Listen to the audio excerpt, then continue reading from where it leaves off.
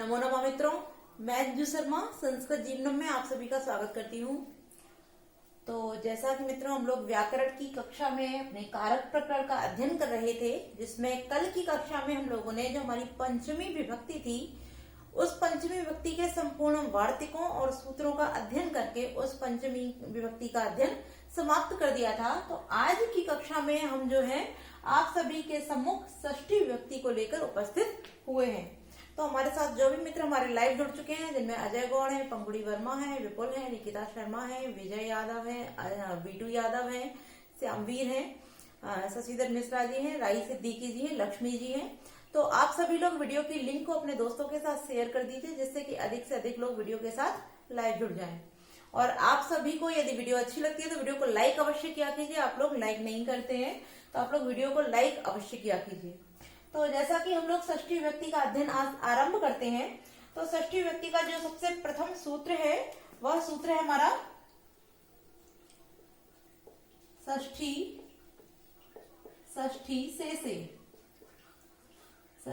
से। ठीक है। अब यह षष्ठी विभक्ति का जो हमारा सूत्र है षष्ठी से, यह सूत्र क्या कहता है? तो जैसा कि यहाँ लिखा हुआ है से अर्थात तो शेष।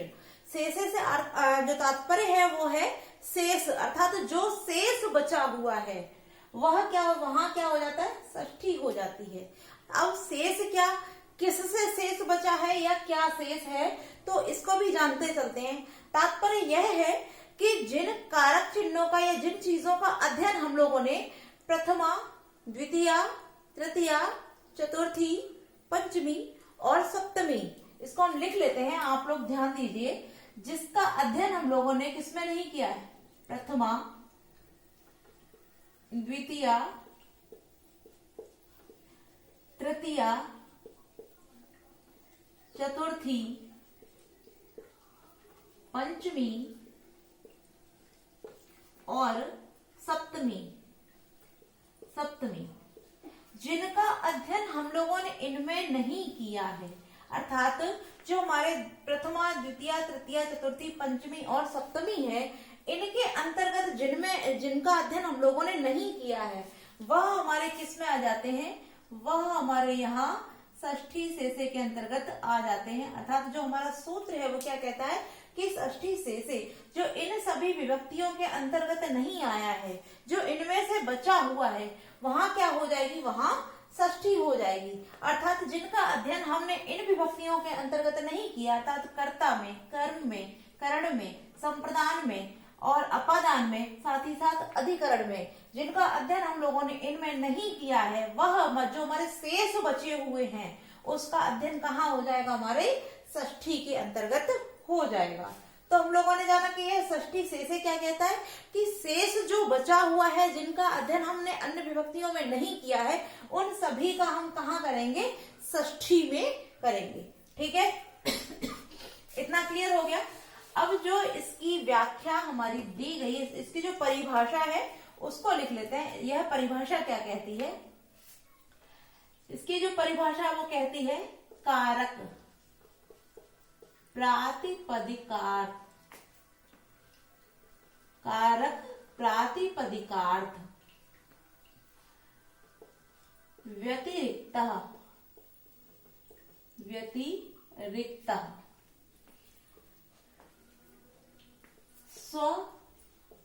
स्वामी भावादि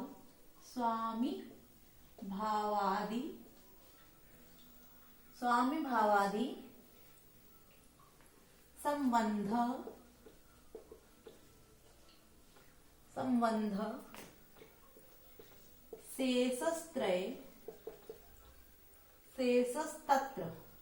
शेषस्तत्र षष्ठी। यह जो सूत्र है इसकी परिभाषा क्या है? कारक प्रातिपदिकार्थ व्यतिरिक्त स्वस्वामी भावादि संबंध शेषस्त्रय षष्ठी। अर्थात कारक और प्रातिपदिकार्थ के अतिरिक्त, कारक और प्रातिपदिकार्थ के अतिरिक्त जो स्वस्वामी भाव आदि संबंध हैं, जो स्वस्वामी भाव आदि संबंध शेष हैं, शेष है, जो स्वस्वामी भाव आदि संबंध शेष है, वहां षष्ठी कहते हैं। अर्थात उनकी विवक्षा में षष्ठी विभक्ति कही जाती है। अब क्योंकि यह सूत्र क्या कर रहा है, सीधे सीधे षष्ठी का विधान कर रहा है, इस कारण यह जो हमारा सूत्र है वो क्या है, वो हमारा विधि सूत्र है, विधि सूत्र है। ठीक है, अब हम लोगों ने जाना, इसकी परिभाषा को भी जान लिया। ये क्या कह रहा है कि कारक और प्रातिपदिकार्थ जो होते हैं उनके अतिरिक्त, अर्थात जो कारक होते हैं, अब कारक हम लोग जानते हैं कि जो संस्कृत है हमारी, संस्कृत में कुल जो कारकों की संख्या है वह 6 है, और संबंध को हम कारकों के अंतर्गत सम्मिलित नहीं करते हैं, क्योंकि कारक क्या होते हैं, क्रिया जनकत्वम कारकत्वम, अर्थात जो क्रिया को उत्पन्न करने वाले होते हैं, तात्पर्य जिनका क्रिया के साथ सीधा संबंध होता है वह कारक होते हैं। तो कारक और प्रातिपदिकार्थ के अतिरिक्त उनको छोड़कर जो स्वस्वामी भाव आदि संबंध शेष रह जाते हैं वहां षष्ठी होती है, अर्थात उनकी विवक्षा में षष्ठी होती है। अब विवक्षा क्या होती है, विवक्षा तात्पर्य कहने की इच्छा को हम विवक्षा कहते हैं, और अविवक्षा मतलब जो न कहने की इच्छा, अर्थात कहने की इच्छा नहीं होती है तब वह अविवक्षा है, और विवक्षा तात्पर्य कहने की इच्छा। तो यहाँ विवक्षा होने पर अर्थात उस शेष की विवक्षा में हम क्या कहते हैं, षष्ठी को कहते हैं, अर्थात वहां षष्ठी हो जाती है। जो किससे बचते हैं, कारक और प्रातिपदिकार्थ के अतिरिक्त होते हैं, जो ना तो कारक होते हैं ना ही प्रातिपदिक होते हैं, इसके अतिरिक्त जो भी स्वस्वामी भाव आदि संबंध शेष होते हैं वहां षष्ठी विभक्ति हो जाती है। ठीक है, अब हमारे जो संबंध हैं हम उसको भी जान लेते हैं, संबंध क्या है और संबंध कौन कौन से होते हैं।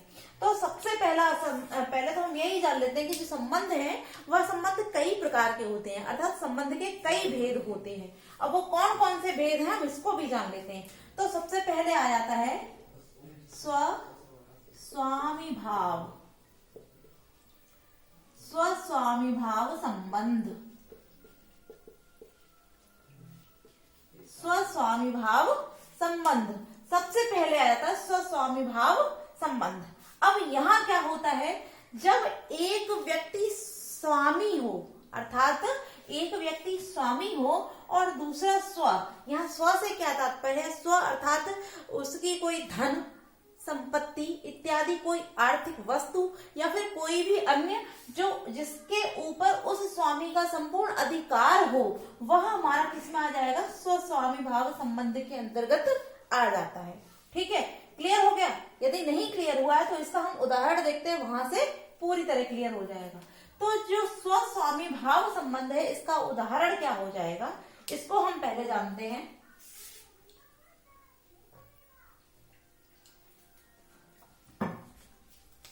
तो इसका जो उदाहरण है वह हमारा हो जाता है राज्ञः पुरुषः, राज्ञः पुरुषः।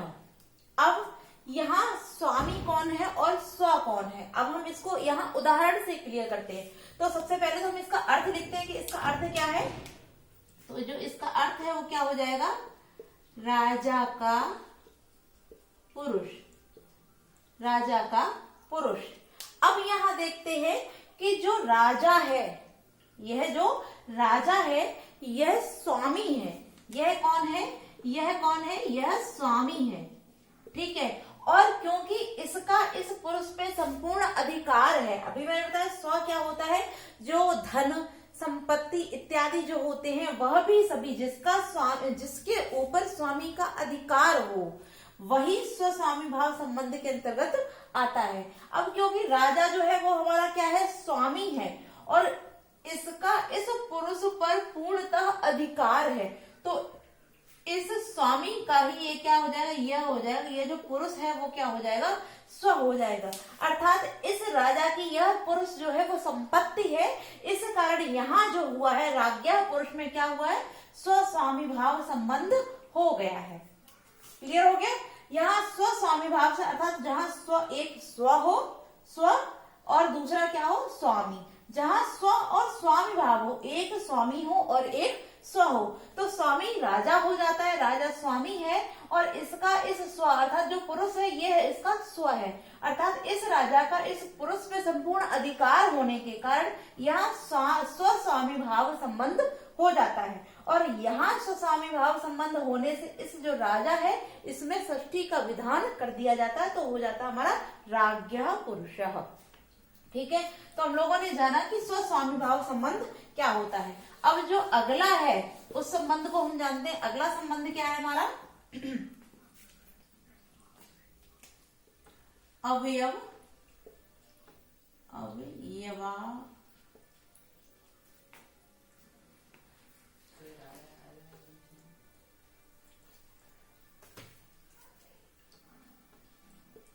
अवयव अवयवी भाव संबंध।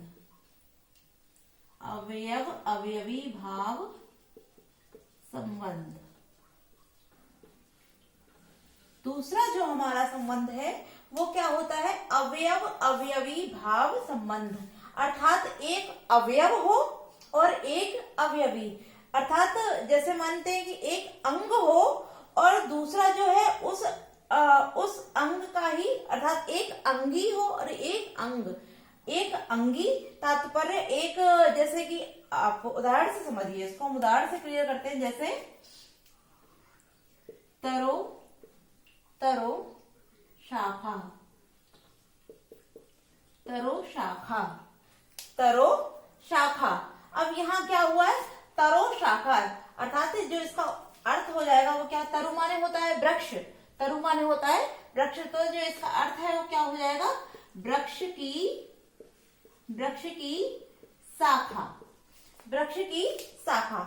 अब यहाँ जो वृक्ष है, यह जो वृक्ष है वह क्या है? वह अंगी है, क्योंकि वह इस अंग को धारण कर रहा है, वह इस शाखा को धारण कर रहा है। एक अंगी है और दूसरा अंग है, यानी कि अवयव और अवयवी, अर्थात जो अवयवी है वो कौन है? अवयवी जो है वो कौन हो जाएगा? वो वृक्ष हो जाएगा। वृक्ष हमारा अवयवी हो जाता है और इसकी जो शाखा है ये क्या हो जाएगी? अवयव, अर्थात जो हमारा वृक्ष है ये क्या हो गया? हमारा अवयवी, और जो शाखा है यह क्या है? यह अवयव है, अवयव है, अर्थात यह अंगी है और यह इसका अंग। तात्पर्य जैसे हम अपने शरीर की बात करें तो हम कौन है? हम अपने सभी अंगों को धारण किए तो हम अंगी हो जाते हैं, और हमारे जो हाथ पैर नाक मुंह कान इत्यादि ये जो अंग है यह अवयव अवयवी भाव संबंध है, यही बताता है कि जो अवयवी के साथ जुड़ा रहता है, अर्थात जहाँ एक अवयवी होता है और जो उसके अवयव होते हैं, तात्पर्य जो उसके अंग होते हैं उसमें अवयव अवयवी भाव संबंध हो जाता है। तो आपने यहाँ इसके उदाहरण से जान लिया कि तरो शाखा, अर्थात तरु की शाखा, वृक्ष की शाखा। तो वृक्ष जो है वो अवयवी है, क्योंकि शाखाएं इस वृक्ष से ही जुड़ी हुई हैं। तो शाखाएं इससे जुड़ी होने के कारण जो अवयवी है वो कौन हो गया? जो अंगी है कौन हो जाएगा? वृक्ष हो जाएगा, वृक्ष अवयवी हो जाएगा और इसकी शाखाएं जो हैं वो अवयव हो जाती हैं। तो यहाँ अवयवी और अवयव दोनों होने के कारण यहाँ जो संबंध हो जाएगा वो क्या हो जाएगा? अवयव अवयवी भाव संबंध हो जाता है। तात्पर्य हम जैसे अवयवी हैं और हमारे जो हाथ पैर आंख नाक कान इत्यादि जो अंग हैं वह अवयव हो जाते हैं। तो इस प्रकार जो बताया जाता है कि वृक्ष की शाखा या उसका हाथ या उसका नाक, इस प्रकार से अगर कोई भी शब्द बोला जाता है तब वहां अवयव अवयवी भाव संबंध हो जाता है। ठीक है, ये हमारा अगला, ये क्लियर हो गया। अब अपना अगला संबंध देखते हैं। अगला संबंध कौन सा है? अगला है हमारा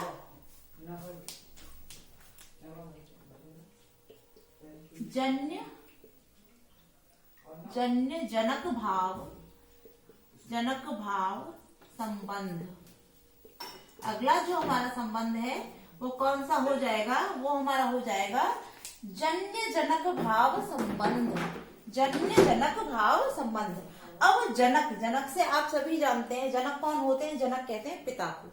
ठीक है, अब यहीं से हम अर्थ ले लेते हैं। जनक माने होता है पिता, और यहीं से हम अर्थ लेते हैं तो आपको समझ में आ जाए कि पिता कौन होता है। जो उत्पत्ति करने वाला हो, अर्थात जो जन्म देने वाला हो। तो जहाँ एक जन्म देने वाला होता है अर्थात जनक होता है, और दूसरा जहाँ जन्य, जो जन्म लेने वाला होता है, जन्य अर्थात जो जन्म लेने वाला होता है। तो जहाँ एक जन्म देने वाला हो और दूसरा जो जहाँ जन्म लेने वाला हो, वहां जन्य जनकत्व भाव हो जाता है, अर्थात जन्य जनक भाव संबंध वहां पर हो जाता है। इसका भी उदाहरण देख लेते हैं, जैसे पितु पितु पुत्र, पितु पुत्र। अब इसका अर्थ क्या हो गया? इसका अर्थ हो गया पिता का पुत्र, पिता का पुत्र। ठीक है, इसका जो अर्थ है वो क्या हो गया? पिता का पुत्र। अब यहाँ हमने क्या जाना, क्योंकि ये हमारा जो संबंध है वो कैसा है? जन्य जनक भाव संबंध है। ठीक है, तो यहाँ जनक कौन है? यहाँ जनक कौन है? जो पिता है, उनके द्वारा ही पुत्र उत्पत्ति हुई है, अर्थात तो पिता के द्वारा ही पुत्र को जहाँ जनन अर्थात जन्म देने वाला कौन है? पिता। तो यहाँ जो पिता है वो क्या है? जनक है, जनक पिता है। और जन्म लेने वाला कौन है? अर्थात जिसके द्वारा उत्पत्ति की गई है वह तो हो गया जनक पिता, किंतु जिसने जन्म लिया है वह कौन है? वह यहाँ पुत्र है, तो ये कौन हो जाएगा? जन्य। तो यहाँ जन्य और जनक अर्थात जन्म देने वाला है और जन्म लेने वाला है, इन दोनों के होने के कारण यहाँ जो संबंध है वो कौन सा हो गया? वो हो गया हमारा जन्य जनक भाव संबंध। ठीक है, तो हम लोगों ने जाना हमारे जो 3 प्रकार के संबंध थे उसको हमने जान लिया है। अब हमारा जो अंतिम संबंध रह जाता है उसको भी देखते हैं। जो हमारा अंतिम संबंध है वो कौन सा है? प्रकृति प्रकृति विकृति भाव संबंध, प्रकृति विकृति भाव संबंध। ठीक है, प्रकृति विकृति भाव संबंध। अब यहाँ क्या कह रहे हैं कि एक प्रकृति हो, जहां एक प्रकृति हो, प्रकृति भी क्या होती है? जो प्रकृति तात्पर्य जो जैसा है वैसा ही होना चाहिए, अर्थात मूल रूप। कोई भी एक ऐसी वस्तु जो संपूर्ण जैसी थी वैसी की वैसी ही है। और दूसरी क्या है? विकृति, अर्थात उसका परिवर्तित रूप। जो पहले एक मूल वस्तु हो, दूसरी उसकी विकृति अर्थात उससे बनी हुई कोई दूसरी, जिसमें कोई स्वरूप अर्थात ढांचा इत्यादि डाल देते हैं, उसका विकृति अर्थात विकार कर दिया जाता है। तो जहां एक मूल रूप में हो और दूसरी उस मूल रूप से निर्मित हो, अर्थात विकृति माने दूसरी उस मूल रूप से निर्मित हो, वहां क्या हो जाएगा? प्रकृति विकृति भाव संबंध हो जाता है। अर्थात जहां एक प्रकृति हो, प्रकृति तात्पर्य जो जैसा है वैसा ही रहे, और दूसरी क्या हो? विकृति, अर्थात उस मूल वस्तु से दूसरी उसी प्रकार से निर्मित हो, अर्थात उसमें कुछ परिवर्तन करके कोई चीज निर्मित की जाए। तो मूल वस्तु और दूसरी उस मूल वस्तु से जो निर्मित है वैसी वस्तु। तो इन दोनों के जहां होने से क्या हो जाएगा? वहां प्रकृति विकृति भाव संबंध हो जाएगा। तो इसको भी हम उदाहरण द्वारा ही क्लियर करते हैं। जैसे इसका जो उदाहरण है वो क्या हो जाएगा? हिरण्यस्य कंकणम, कंकणम, हिरण्यस्य कंकणम। और हिरण्य माने क्या होता है? सोना होता है, अर्थात स्वर्ण। तो क्या हो जाएगा? इसका जो अर्थ है स्वर्ण का कंगन, स्वर्ण का कंगन, यह इसका अर्थ हो जाता है। अब यहाँ जैसे कि हमने अभी बताया एक प्रकृति और दूसरी विकृति। तो प्रकृति क्या है? कोई सोना, स्वर्ण क्या है? प्रकृति है। इस स्वर्ण के द्वारा इसमें क्या किया? विकृति क्या है? कंगन, अर्थात जो कंगन है वो इस स्वर्ण से निर्मित है। तो यहाँ जो प्रकृति हो जाएगी वो हमारी कौन सी प्रकृति? कौन है यहाँ पर? प्रकृति हमारा हो जाता है हिरण्य। हिरण्य यहाँ क्या है? प्रकृति है। और इससे जो निर्मित है वो कौन है? यह कंगन जो है इसकी यहाँ विकृति। यह क्या है? यह विकृति है। तात्पर्य कोई सोना था, उस सोने से ही क्या बनाया गया? कंगन। तो सोने का कंगन यह पहले मूल वस्तु है और उसके द्वारा उसमें परिवर्तन करके अर्थात विकार करके उसको जो रूप दिया गया वो किसका दिया गया? कंगन का। तो जब प्रकृति से विकृति अर्थात उसका रूप स्वरूप बदला है तब यहाँ जो संबंध हुआ वो क्या हुआ, प्रकृति विकृति भाव संबंध। इसका उदाहरण एक और जान सकते हैं, जैसे मृत्तिकाया घटः अर्थात मिट्टी का घड़ा। तो मिट्टी क्या है, प्रकृति है, और घट जो घड़ा है वो क्या है, वो विकृति है। तो मिट्टी के द्वारा घड़े को निर्मित किया गया, अर्थात वहां विकार उत्पन्न करके उसको परिवर्तित करके उसको बनाया गया है। तो इसी कारण यहाँ जो संबंध हो गया वो क्या हो गया, प्रकृति और विकृति भाव संबंध। ठीक है, तो क्लियर हो गए हमारे जो 4 प्रकार के संबंध हैं, क्योंकि अभी हमने आप सभी को बताया संबंधों के भी कई भेद है। तो संबंधों के जो भेद हैं वो भी मैंने आप सभी के सम्मुख यहाँ लिख रखे। प्रथम जो संबंध है वो कौन सा है, स्वस्वामी भाव संबंध, जहाँ एक स्व होता है और दूसरा स्वामी होता है, अर्थात एक स्व हो और दूसरा स्वामी। अर्थात स्वामी माने जिसका संपूर्ण अधिकार हो, और स्व अर्थात उस स्वामी की जो धन संपत्ति इत्यादि जिसके ऊपर उसका संपूर्ण अधिकार रहता है वह। तो यहाँ जो उदाहरण था वो क्या था, राज्ञः पुरुषः अर्थात राजा का पुरुष।